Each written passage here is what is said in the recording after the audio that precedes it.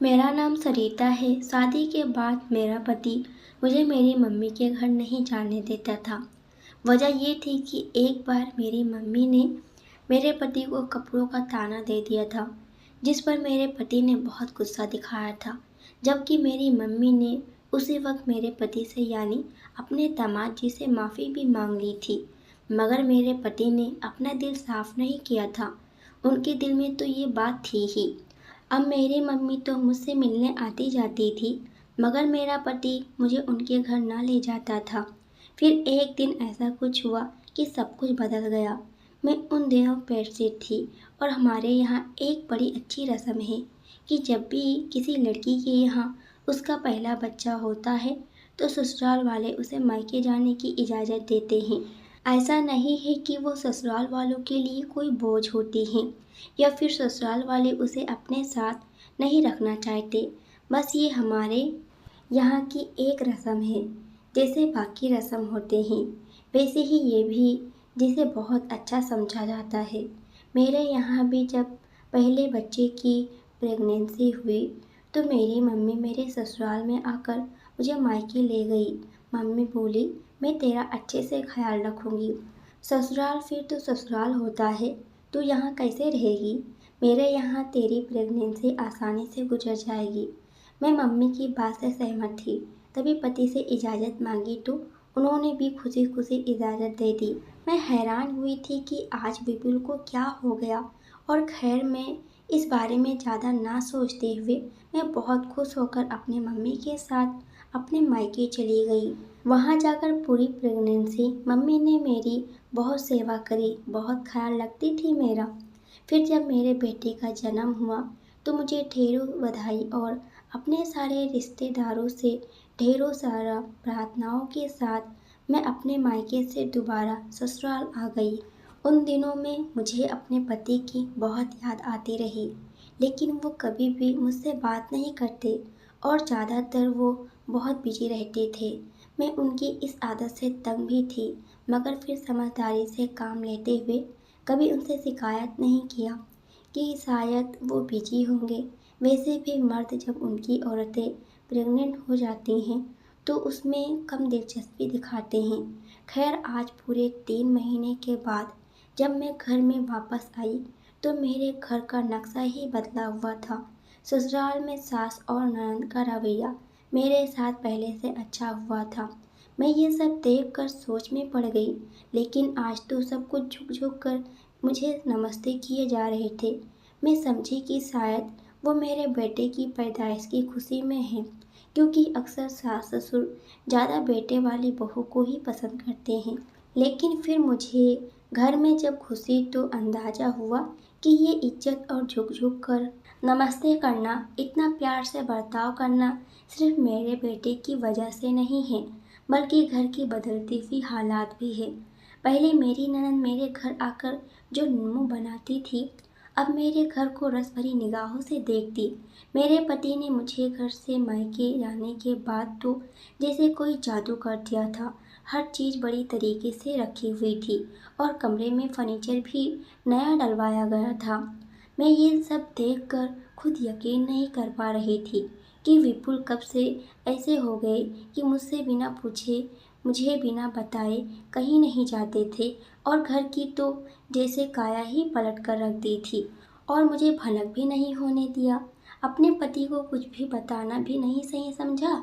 फिर मैं इन बातों को ज़्यादा ना सोचते हुए खुश होकर फिर इसी खुशी में मैंने फ़ौरन अपनी मम्मी को फ़ोन करके अपने ससुराल की सारी बातें बताई। तो मम्मी भी खुश होकर कहने लगी, तेरे पति ने बेटे की खुशी में तुझे तोहफा दिया होगा। मैं जानती हूँ, मर्द की फितरत ऐसी ही होती है।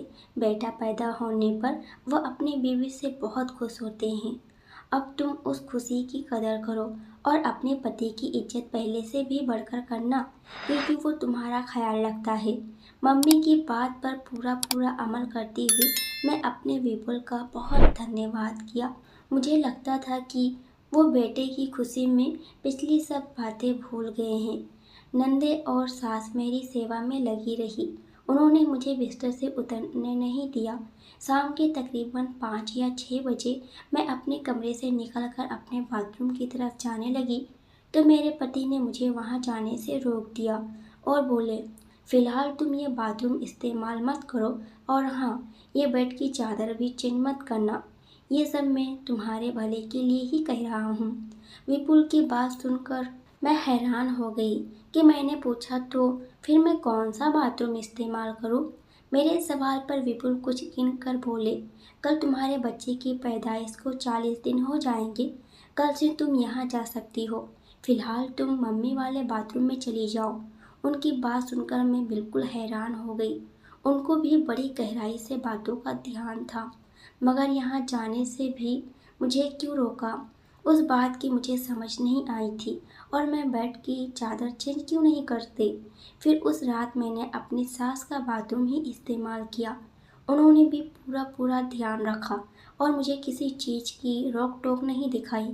अगले दिन मैं अपने बाथरूम में गई क्योंकि अपने पति के कहने के हिसाब से मुझे 40 दिन हो गए थे। वहाँ जाकर क्या देखती हूँ कि कोने में एक बड़े साइज का गमला पड़ा है जो सूखा है और उसमें कोई पौधा भी नहीं है।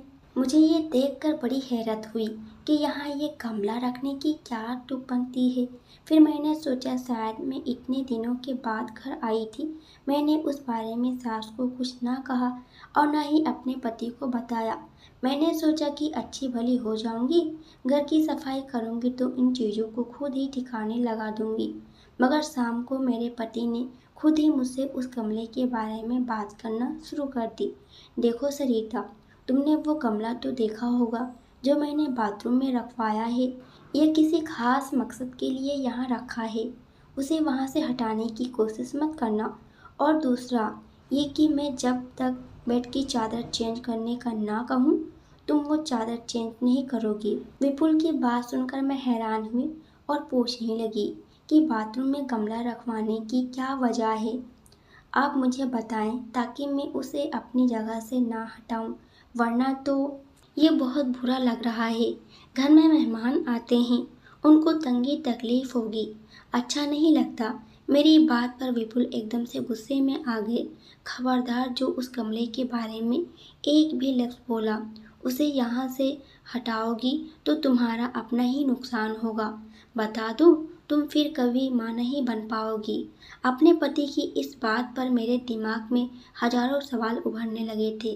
कैसी बातें करते हैं आप? एक गमले में ऐसी ताकत कहाँ से आ गई कि मुझे माँ बनने से रोक सके? मैंने अपने शब्दों में जिद दिखाई तो पति आपा से बाहर हो गए। जितना कहा उतना करो। तुम्हारा बेटा पैदा हुआ है इसलिए मैं सख्ती नहीं कर रहा हूँ, वरना उस कमरे के बारे में मैं अपने घर में सबको मना कर रखा है कि उसे हाथ भी न लगाएं। हो सकता है कि 2 दिन बाद मैं ये बाथरूम ही बंद करवा दूं। अच्छा है कि तुम भी समझ जाओ। उन्होंने ये कहा और कमरे से बाहर निकल गए। मैं उन्हें देखती रही और सोचने लगी कि एक मामूली से गमले के खातिर उन्होंने मुझ पर इतना गुस्सा किया, वो भी उस वक्त में जब मेरी सेहत भी ठीक ना थी। खैर, मैंने उस बात को अपने सीने में दफन किया। वैसे भी घर में इतनी खुशियाँ थी कि मैं ऐसी लड़ाई वाली बातों के बारे में नहीं सोचना चाहती थी और ना ही बात करना चाहती थी। मैंने मम्मी को भी बता रखा था कि पति ने घर का नक्शा बदल कर रख दिया है। तभी अगले दिन उनका फ़ोन आया। कहने लगी, मुझे तेरी ज़रूरत सही वक्त पर पड़ी है। तेरे पति ने घर को इतना सजाया संवार दिया है तो क्यों ना तुम मेरे भी काम आ जाओ। आजकल तो वैसे भी बेटे की खुशी में बहुत खुश है। मम्मी कहने लगी, तू जानती तो है तेरे जाने के बाद परेशानियां आना शुरू हो गई है। अब हमारा घर तो किराए का है। अच्छे लोग किराया घर वालों में रिश्तेदार या नहीं बनाया करते। हमारा अपना घर तो बनने की तैयारी हो रही है। बस 1-2 महीने के बाद हम वहाँ पर शिफ्ट हो जाएंगे। फिलहाल मैं उन्हें तुम्हारे घर बुलवाना चाहती हूँ। कोई ना कोई बहाना कर लेना, मगर मैं उनको अभी यहाँ नहीं बुलवाना चाहती हूँ। वो लोग काफ़ी ऊंचे खानदान से हैं। ऐसा ना हो कि वहाँ मेरी बेइज्जती हो जाए। मम्मी की बात सुनकर मैंने अपना सर पीट लिया। मम्मी से किसी बात का जिक्र किया नहीं कि उस बात का चर्चा पूरे शहर में हो जाएगा। फिर वो मेरी माँ भी थी, मैं मना नहीं कर सकती थी। अपनी सास से पूछा तो उन्होंने इजाज़त दे दी। वो बोली कि बेटी, मैं खुद ही सुबह घर से जा रही हूँ। घर में तुम अकेली होगी, अच्छा है कि तुम अपने घर वालों को बुलवा लो। इसी बहाने तुम्हारा दिल भी लग जाएगा, लेकिन एक बार अपने पति से ज़रूर पूछ लेना। सासू माँ की बातों पर तो मैं बहुत खुश हो गई। पति से इजाज़त लेने का तो सवाल ही पैदा नहीं होता। वो मुझे ऐसी बातों के लिए कभी कोई मना नहीं करते थे। मैंने मम्मी से कह दिया कि आप शाम को उन लोगों को बुलवा लें। मम्मी भी खुश हो गई और कोई परेशानी भी नहीं हुई। उन लोगों ने शाम को 3 बजे मेरे घर आना था। मम्मी उन्हें पता वगैरह समझा दिया। वो खुद दोपहर के 2 बजे ही हमारे घर आ गई। आते ही उन्होंने घर की देखभाल शुरू कर दी। बेड की चादर नई थी, इसलिए मम्मी ने नहीं बदली, मगर जब उनकी नज़र बाथरूम में पड़े गमले पर पड़ गई तो कहने लगी, बेटी, ये कितनी बुरी बात है। सूखा गमला है, तुम लोगों ने उसमें कुछ फूल पौधे भी नहीं लगाए हैं। अब उसे यहाँ रखने की क्या तुक बनती है? उसे ऊपर छत पर रखवा दो। मैंने कहा, मम्मी नहीं, मेरे पति ने बहुत सख्ती से मना किया है। उस गमले को यहाँ से नहीं उठाना। अगर उनको पता चल गया तो मेरे लिए क़यामत आ जाएगी। मम्मी बोली, अरे भाई, क्यों, ऐसा भी क्या है उस गमले में? चलो हटा दो, उसे थोड़ी देर के बाद वापस रख देंगे। मम्मी की जिद करने पर गमला वहाँ से उठाना ही पड़ा, क्योंकि उन्होंने खुद ही छोटे लड़के को बुलवाकर वहाँ से गमला उठाना शुरू कर दिया था। मैं उनको रोक नहीं पाई थी। वैसे भी वो ऐसे फालतू अंधविश्वास की बातों पर यकीन नहीं रखती थी। खैर, उस लड़के ने गमला उठाकर बाहर वाली जगह पर रख दिया। मम्मी ने आए मेहमानों की खूब खातिर और आवभगत की। वो लोग भी बहुत खुश हुए। मेरी बहन को देखा और पसंद कर लिया और फिर चले गए। मम्मी ना जाने घर के बारे में क्या बताया, मगर वो लोग हमारा सलीका देखकर बहुत खुश हुए और फिर मेरी बातचीत से तो मामला और भी आसान हो गया। मम्मी ने मेरा धन्यवाद किया और मेरी बहन प्रीसा को लेकर खुशी खुशी घर चली गई है। शाम के तकरीबन 6 बजे थे। अब विपुल के घर आने का वक्त हो रहा था। तभी मुझे याद आया कि वो गमला जिसे मैंने हटा दिया था, वापस भी तो रखना है। तभी मैंने पड़ोसी की एक लड़की को बुलाया गमला रखने के लिए। अपने घर लाए तो उसने कहा कि गमला बहुत भारी है, दूसरे लड़की को भी बुलवाना पड़ेगा। आप जाकर जब तक बाथरूम का दरवाज़ा खोलो। उसकी बात पर मैं अंदर आ गई। तब तक वो दूसरे लड़के को बुलाने चला गया।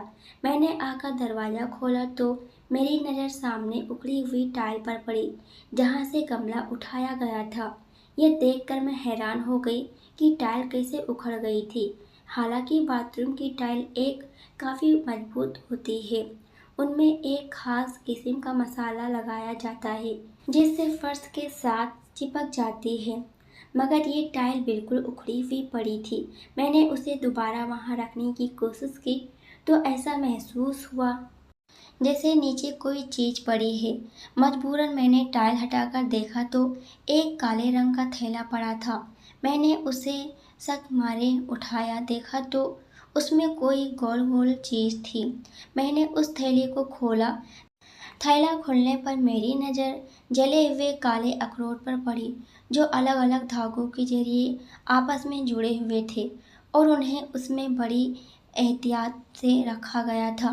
मैंने हैरत से उन्हें उठाकर बाहर निकाला और कचरे में फेंक दिया। लड़कों को बुलवाकर वो गमला उसी जगह रखवा दिया और उन्हें चाय पानी पिलाकर घर से विदा कर दिया। मैं सब कामों से फ्री हुई तो जब अपने कमरे में आई और अपने बेटे को दूध पिलाने लगी। ऐसे ही 2 दिन निकले थे।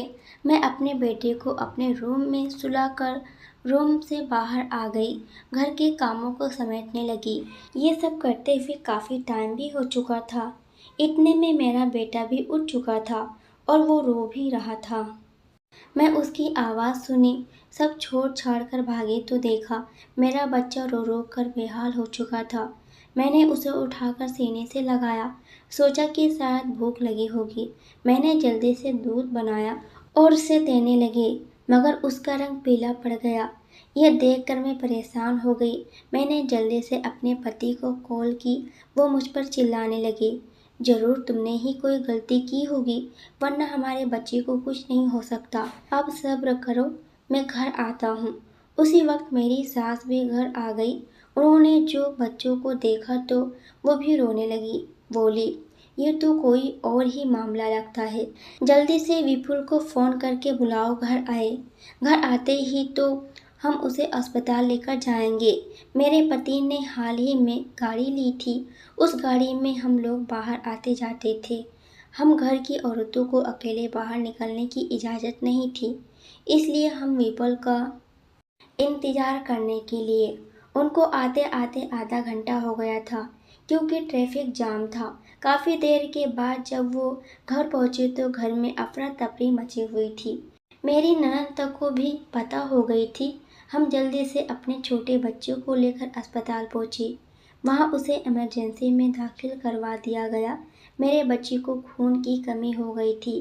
काफ़ी देर हम इमरजेंसी की बाहर चक्कर लगाते रहे। आखिर डॉक्टर ने एक ऐसी खबर दी जिसके सुनते ही मैं बेहोश हो गई। सब कुछ खत्म हो गया था। मेरे बच्चे की दिल में सुराग था, और ये सुराग उस कदर गहरा था कि बच्चे की ज़िंदगी ज़्यादा दिन तक नहीं रह पाती। डॉक्टर ने हमसे माफ़ी कर ली थी, और एक लम्हा मेरे लिए बड़ा ही क़यामत भरा था। मैं बता नहीं सकती थी। मेरा बच्चा मेरे सामने तड़प तड़प कर जान दे रहा था। मैं कुछ नहीं कर सकती थी। इसी लम्हे मुझे इंसान की बेबसी का अंदाज़ा हो रहा था। इंसान कितनी मजबूर और लाचार, बेबस और अलग है, जो अपने लिए न अपनी औलाद के लिए कुछ करने का अधिकतर रखता है। मैं रोती धोती घर आई। लाश जितनी छोटी होती है, अर्थी उतनी ही भारी होती है। मेरे बच्चे की मौत ने मुझे अंदर तक हिलाकर रख दिया था। जिंदगी बेरंग लगने लगी थी। किसी चीज़ में रंग महसूस नहीं होता। मैंने उस दिन अपने भगवान से गिड़गिड़ाकर प्रार्थना की, वो मेरे उस गम को दिल से भुला दे और मुझे नई औलाद दे। विपुल को अजीब सी चुप्पी हो गई थी। वो ना ही रो रहे थे और ना ही मुझसे कोई बात कर रहे थे।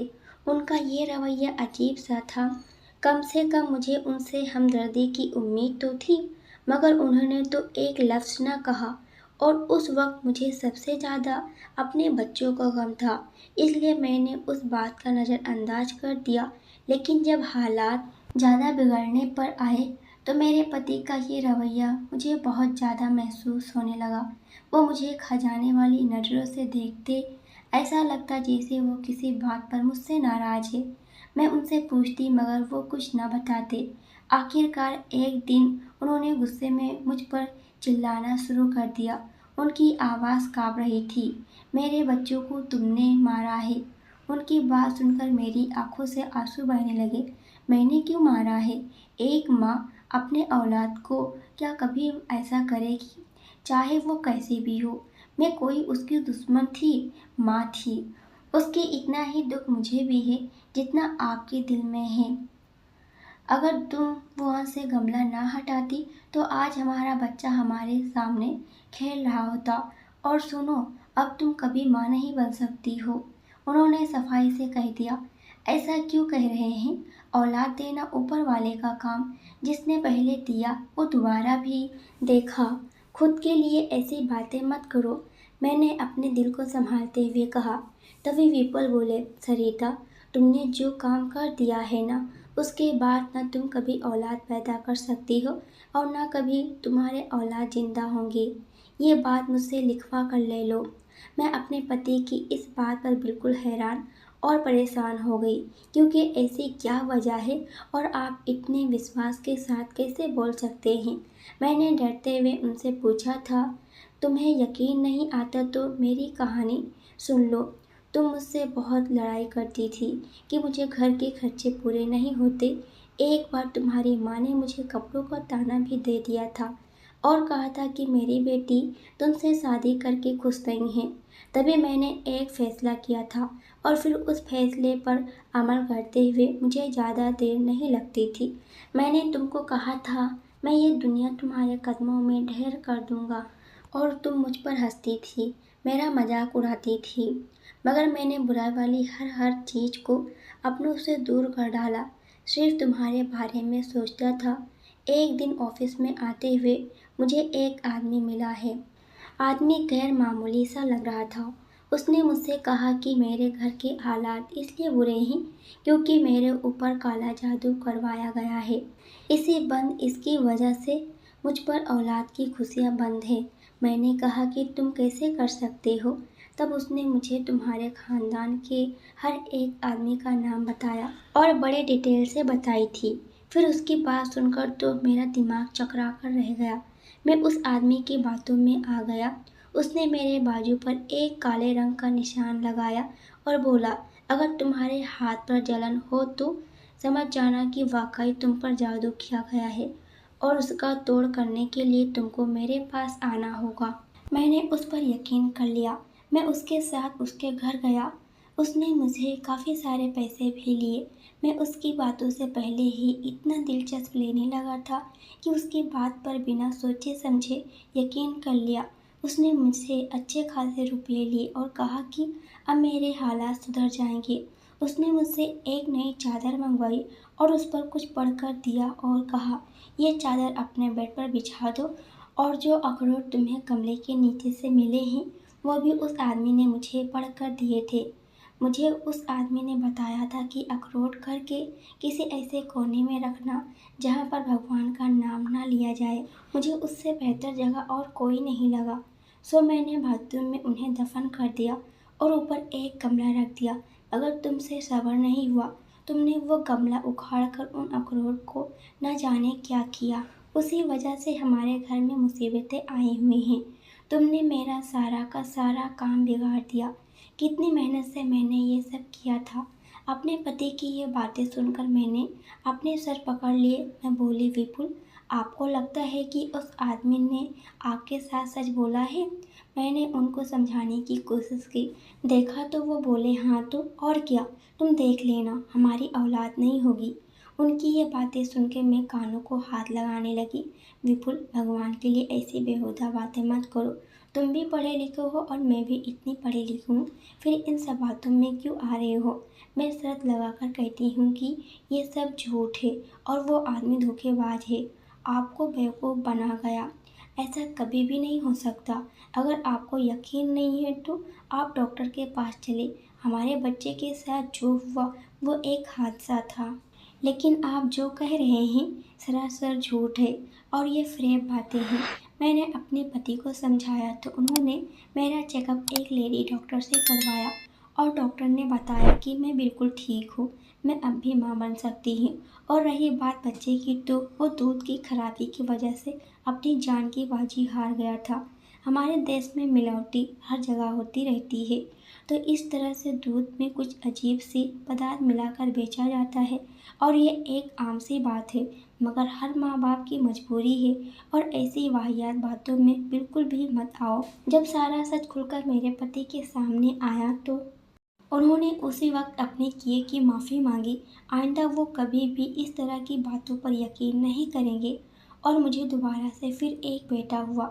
हम उन कंपनियों पर भरोसा करते हैं और बदले में हमारे ही बच्चों की जान चली जाती है।